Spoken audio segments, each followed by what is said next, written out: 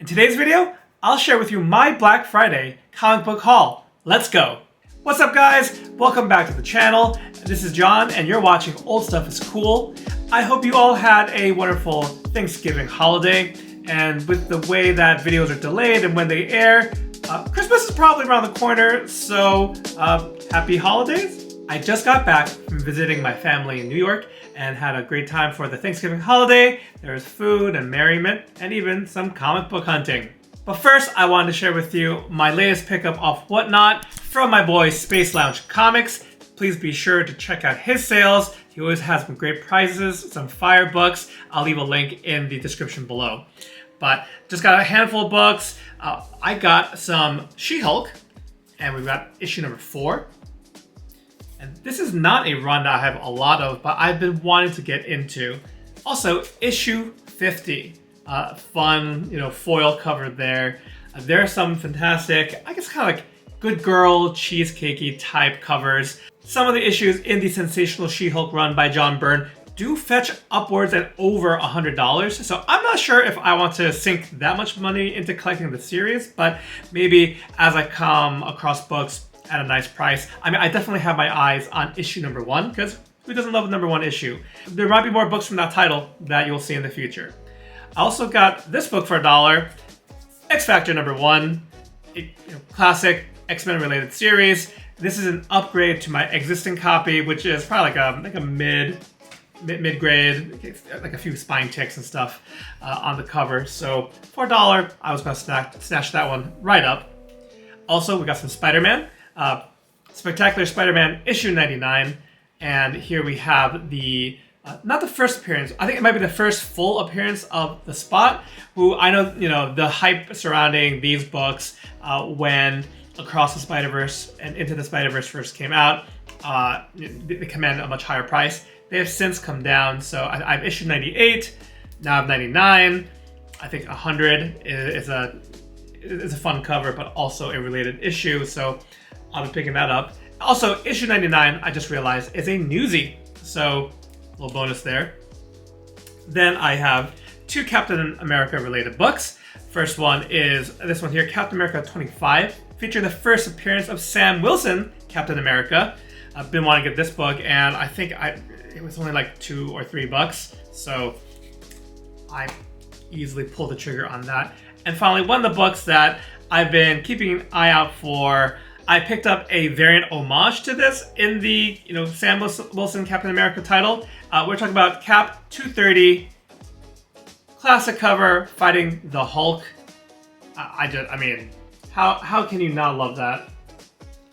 I'm blanking on the cover artist right now. I'll be sure to drop it in, but so happy to add this one into my collection. So just a small stack of books from Space Lounge Comix. Again, check out his sales over on Whatnot.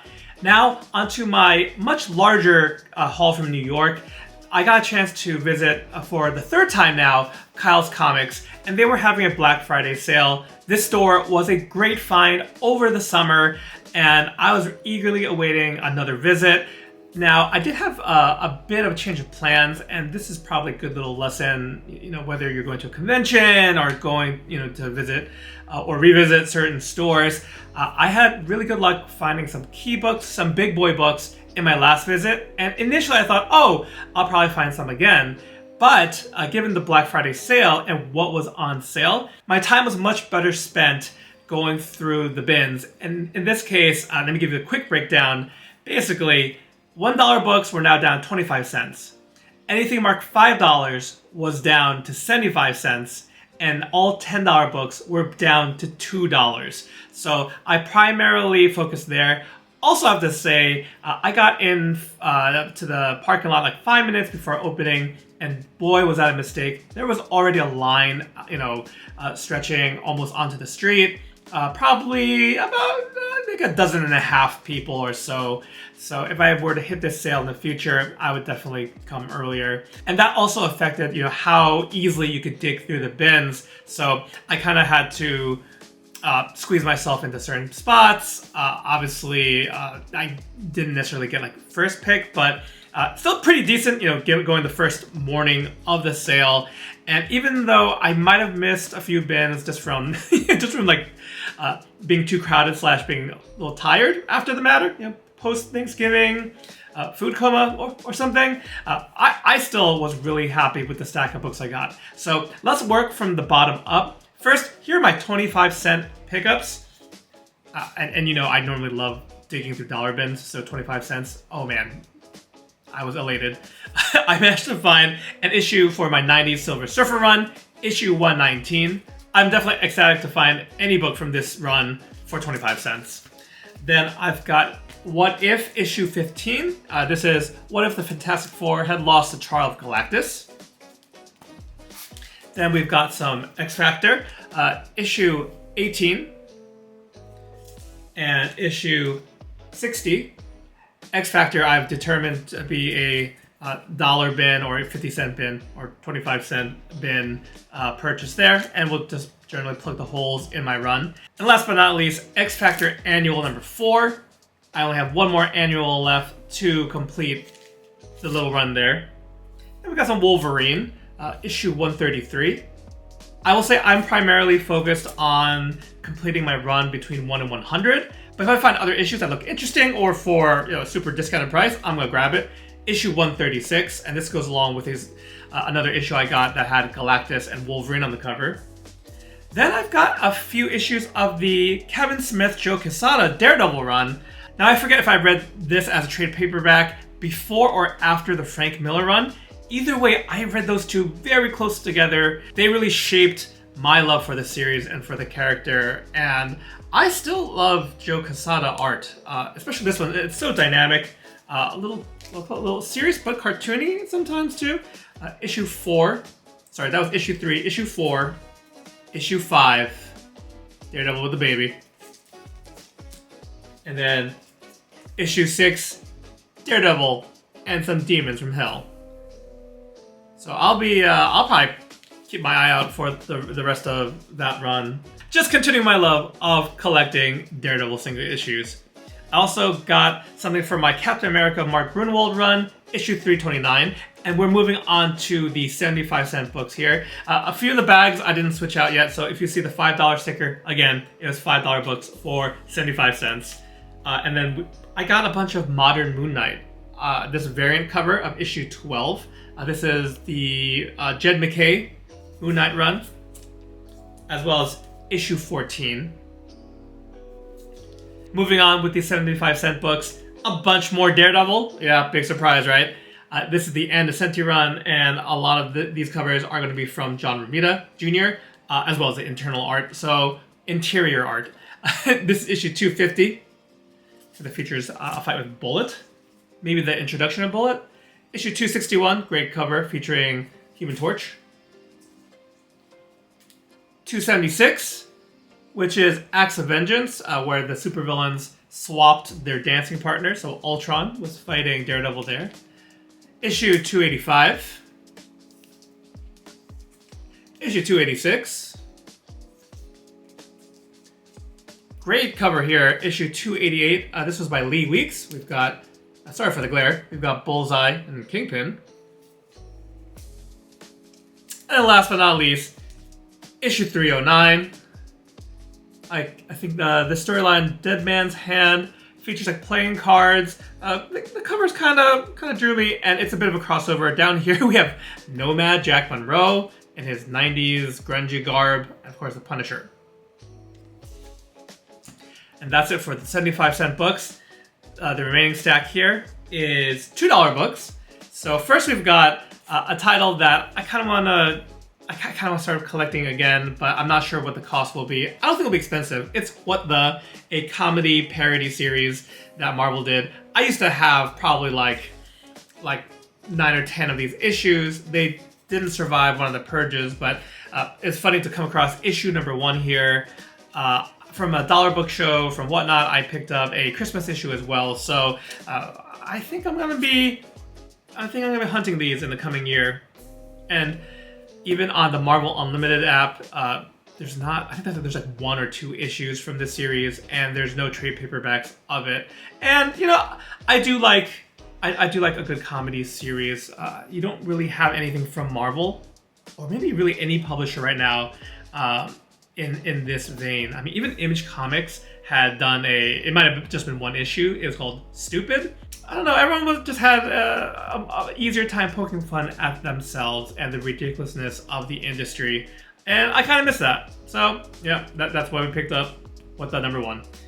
Now we've got, we've got a fun Moon Knight pickup here. I reread this on Marvel Unlimited. It is the Houston or Huston run with David Finch art of Moon Knight.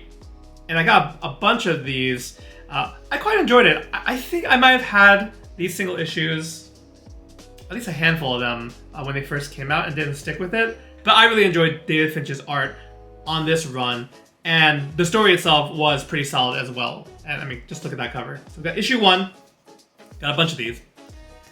Issue 2, I mean, great brooding art, the pencil work, the details, so good. Issue 3, got a good run of these. Issue 4. Issue 5, and this one's got my boy Taskmaster. Big Taskmaster fan here. Issue 7. Unfortunately, there were a few issues missing in this run, but I'll keep an eye out for them. Great one with, great cover with Spider-Man there. Issue 8. Now we got Cap in on the action. I love seeing when I paired up with other heroes. And then issue 10. And I know I divided these books up by the different price tiers, but you might notice, you know, like exactly who I'm collecting. We got more Daredevil, and this is part of that Frank Miller run, issue 189.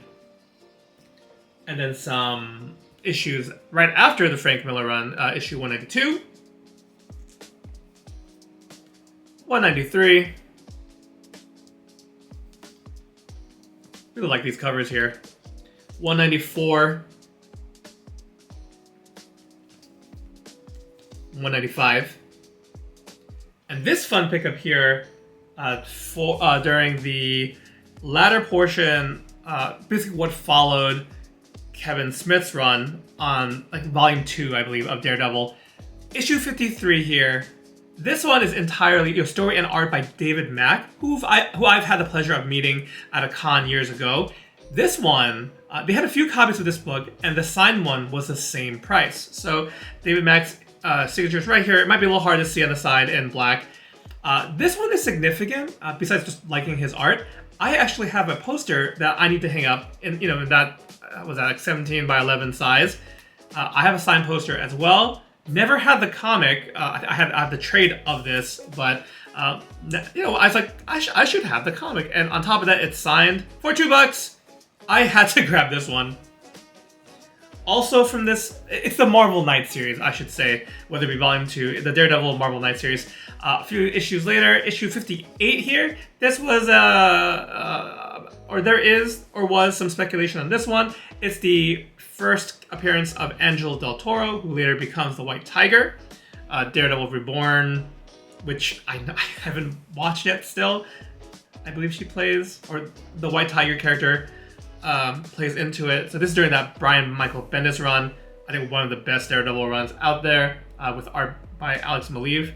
I wanted to pick up this key issue here. I mean, the Bendis run, I have the collected, like, oversized hardcover editions. That was one that I also did have single issues of and sold them off at some point. So I did own that issue probably some point in the past, but not looking to pick up the whole run again, just key issues. And I almost forgot, last but not least, I did pick up one wall book. Now the wall books were on sale, 20% off of the sticker price.